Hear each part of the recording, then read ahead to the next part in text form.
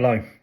I wanted to do some content, or I've wanted to put some content out there for a while now about youth football, really.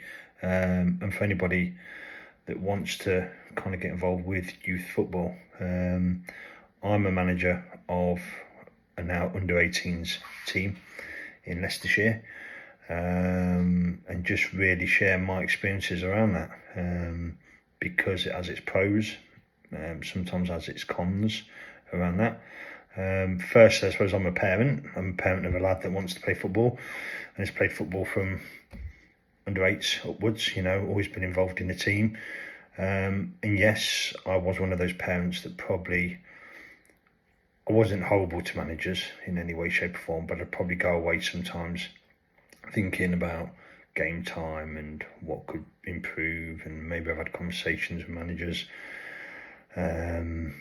Maybe, I've just been at the ump sometimes around that. Again, never been horrible, and always known that they are volunteers, and I've always respected that. I've always respected anybody that's involved in any kind of activity for youths and for children. It's never easy having to deal with parents, because it's the parents, it's their little cherub, and you just go there on a wet and windy November or February morning on a Sunday or Saturday, and you just want to see your son or daughter play football. So, and when they don't, or they don't get the game time and you're all paying the same, you can sometimes get a bit grumpy.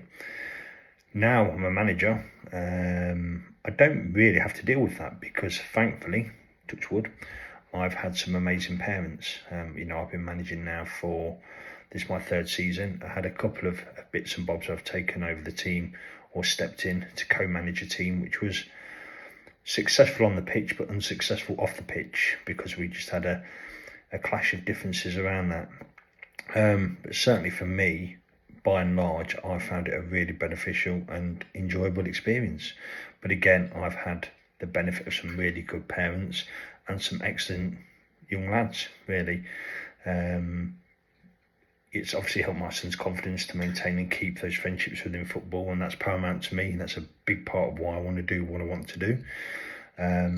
But also the cons of that is, me personally as a football manager, I never really played a lot of football as a youth, and certainly not as an adult. My knees now at my age just won't take even 5-a-side. So my footballing brain probably isn't the best compared to a lot of other guys and girls, women, some of the women coaches out there. Doesn't matter about gender really, but it's just the love of football and the football knowledge. I probably lack that sometimes. Sometimes that can make me double guess myself, maybe make me feel like I've got a lack of confidence. But that's what YouTube's for, that's what Google's for, that's what watching football's for, that's what talking to your clubs about, talking to the parents, and that all helps, and that kind of improves your knowledge. Obviously you would take your qualifications and go on courses, and hopefully your own club will support you through that. But at the end of the day, it's about your own learning and what you want to get out of it. And I've improved. So initially when I took the team on a few seasons ago, the manager then that gave my son the opportunity and chance to move clubs left. His son stopped playing, and that's a sure sign that when the manager's child stops playing, that's probably a little bit of an indication that maybe it's not too long for the manager to leave. And I knew that from previous experiences at other clubs. And I'd sit there. Yes, I did have my level 1. Like I said, not that it really means anything. I suppose really the level 1 and being kind of having that and not having that, it's a bit like passing your driving test. I mean, how many of us passed the driving test how many years ago?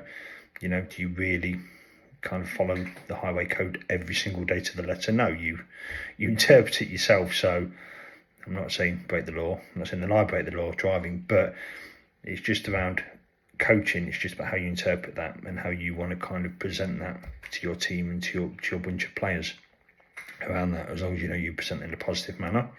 I try to be positive.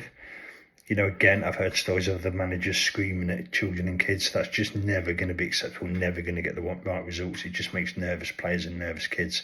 And again, as a parent, I certainly wouldn't stand for that, somebody talking to my child like that at all. So I don't talk to their children like that. There can be slight differences for me now, because my lads are a little bit older. They're all turning 18. Some of them drive themselves. Some of them are legally old enough to go and have a pint. So the way that we have a bit of banter can change a little bit, but again, being respectful of them as young adults. And again, you can play an integral part in influencing and shaping them into adulthood. So again, you could influence them and maybe be that role model in certain circumstances and times, that they need in their lives.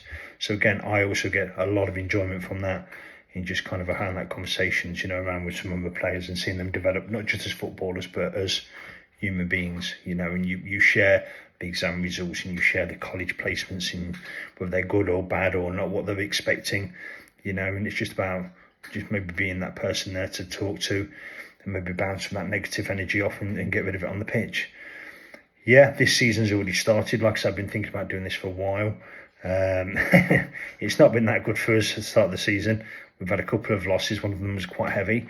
But as you'll find as you go up in the age groups, that teams fold, unfortunately, because the players go on and do other things. They have other hobbies, or they start work, or they've kind of got boyfriends and girlfriends, so therefore they just are busy doing that. So they just stop playing football, which really frustrating as a parent, as a coach, because they'll come back to it and they'll regret when they just give things up. I certainly know this season I've lost 12 players that were playing since they were under 8s, and it's not that they've left for other teams, only one left for another team. They've just stopped playing because they just can't fit it into their schedules.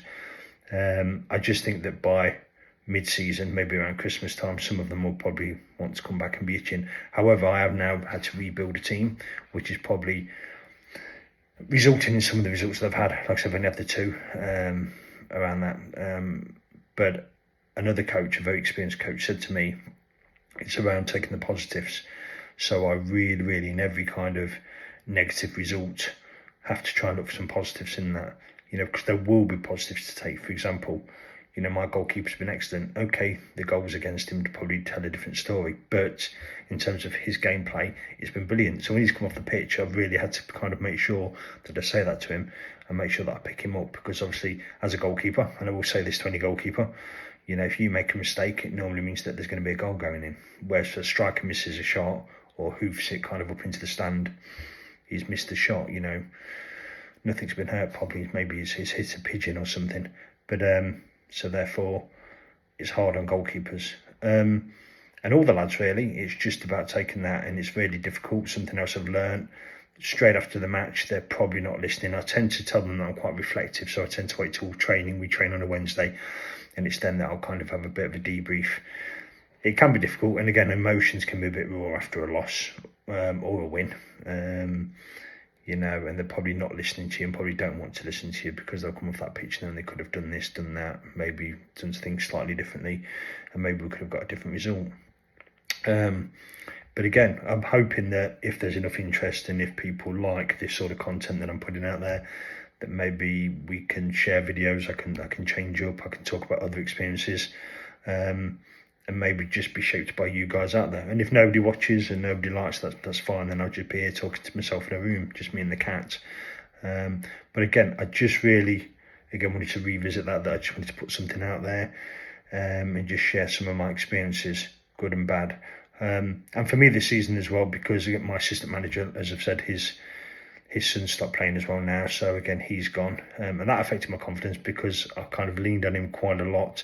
He used to look after all about the finances of the team and left me really to deal with the players and the parents and the kind of the actual organising of match days and the emails that need sending and the confirmation stuff, and doing the paperwork around the team sheets, ensuring you don't get a fine, and also the registering of players, that kind of stuff.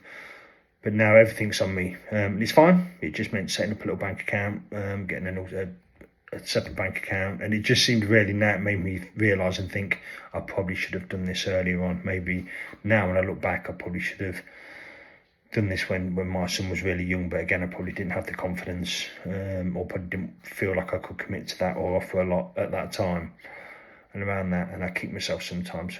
Hey, I've now got a grandson. I know he's only 2 years old, but maybe if he does want to play football or whatever sport or whatever hobby he wants to do, then I'll try and support him in that as well.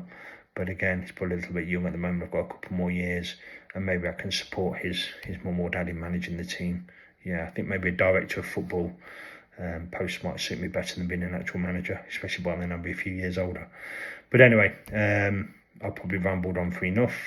Hopefully you'll receive this as it's meant to be, in a real positive light, and I'm happy with any comments, the good ones, the bad ones, around that. Please just keep it clean for me. Like I say, I'm only a volunteer, and I'm just trying to share experiences around the world of youth football. So stay tuned, and hopefully I'll do another video soon. Bye bye.